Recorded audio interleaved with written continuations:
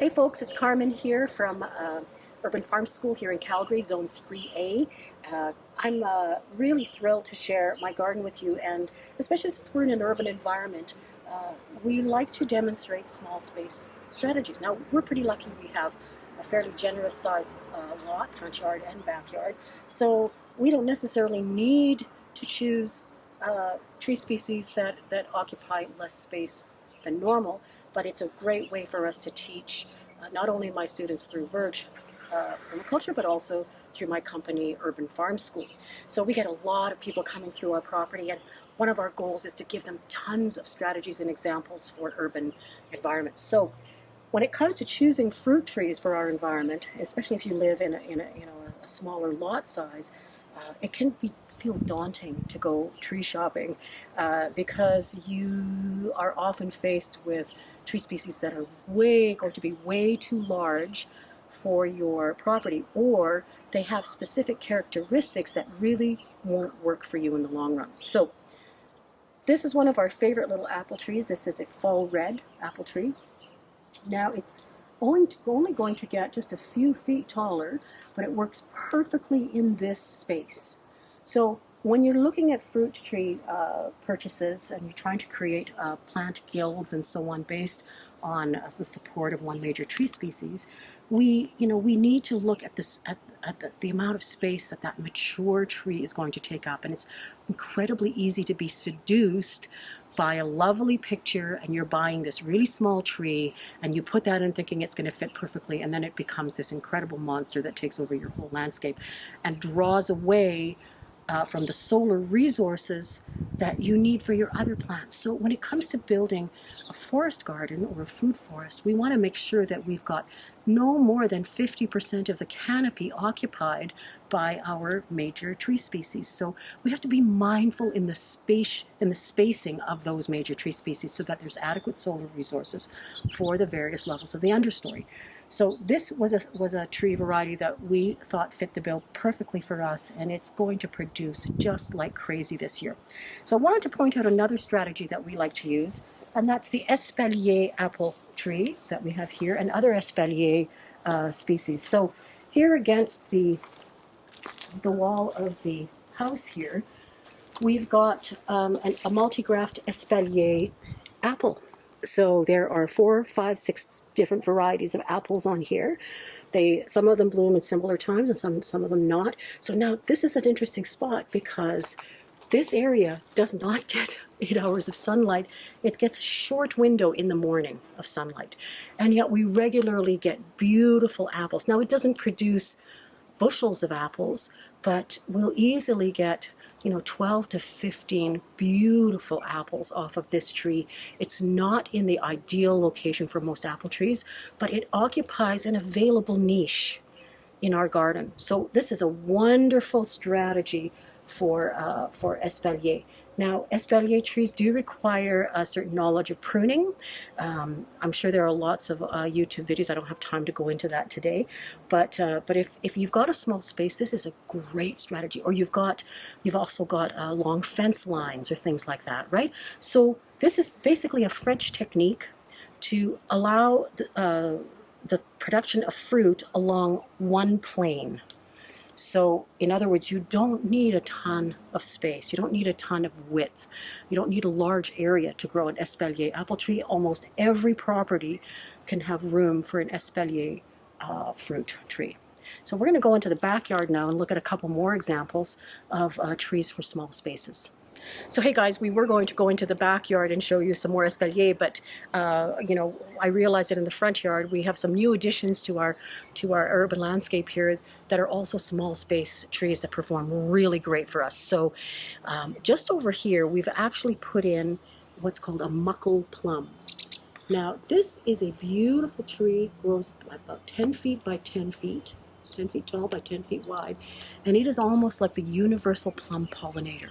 It's absolutely a gorgeous tree. So it doesn't really produce fruit at all, but it will produce flowers that pollinate multiple plum species. So we wanted to incorporate something like that in our property because with the various kinds of what we call ecosystem niches in my yard and the varying levels of sunlight, what we'll have is, even if we have the same species or what would be considered a pollinator buddy, because of the different sunlight resources in the different areas, they don't always bloom at the correct time to pollinate each other.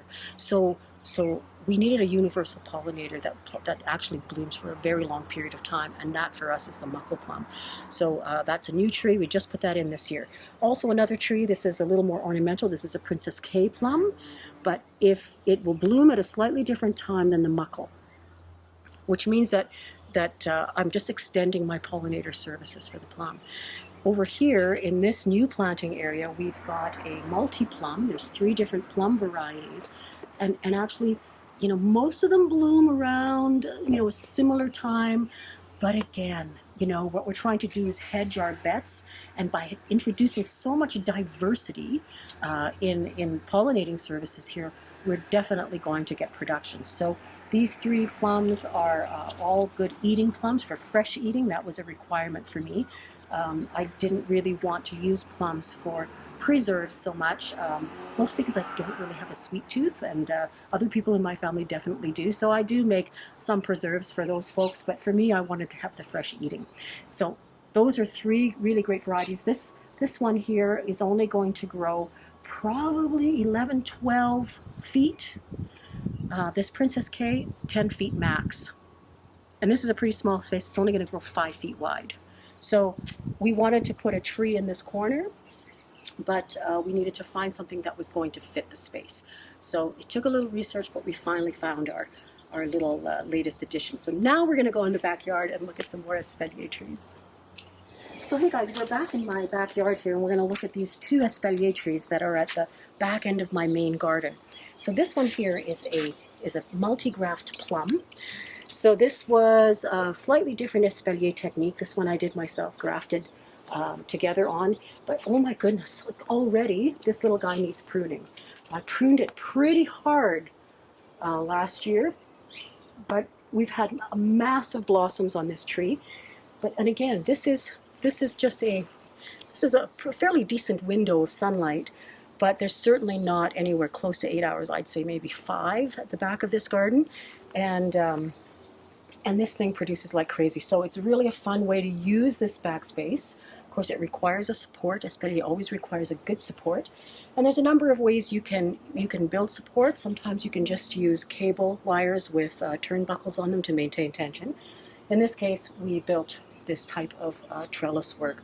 We loved how attractive the trellis looked at the end of the garden, and since it is a French technique, we wanted to kind of create a little bit of that flavor here. So this is a multi-graft plum, and then this one here is a pear. Now this one is not quite as happy as the plum is, mostly because this old apple tree arches over the top and basically limits a little bit of sunlight. So one of the things you need to do with an espalier is, the idea here is to concentrate the tree's energy into producing less fruit but better fruit. So you're never going to get as many pears off of this as you would off a full-size pear tree. But you do need to, at some point, get in and take out some of the blossoms or some of the small pears. What you want to do is get lots and lots and lots of juice going, lots of growing juice going into the pears that you choose to keep. So these are wonderful small space strategies that you can fit anywhere on your property. I love these. They don't take up a lot of space, but the production is so satisfying, so very satisfying. You know, pruning is definitely, something that needs to be done on a regular basis to maximize production. But it's well worth the effort once you get the hang of it.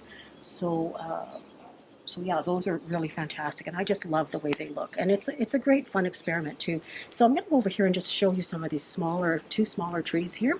I wanted to also talk about a mistake that a lot of folks make when it comes to choosing small space trees. So when you go to garden centers, you'll often find dwarf apple varieties and so on.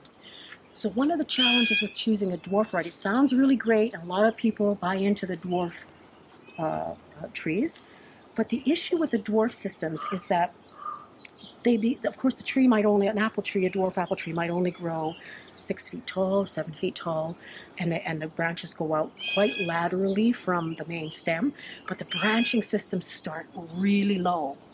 So what that means is that that tree is going to take up maybe 10 to 12, 14, 15 feet of your growing space, but you have no access below. So it limits your ability to utilize that space productively as compared to a tree that starts to branch out at a higher level in which you could put understory plants in. So just be cautious of that. It's great if you've got an embarrassment of space, if you've got a small orchard and you want to have easy access for picking. Dwarf varieties can work incredibly well for you in that situation.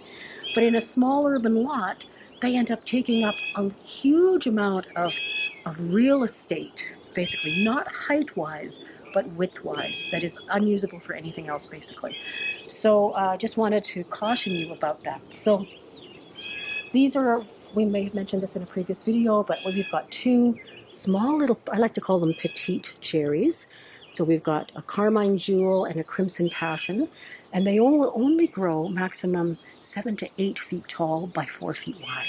So you can see here, we've got this in a pretty tight space. If this was a full-size tree, it would take up so many water resources and solar resources and interfere with the growing of our garden.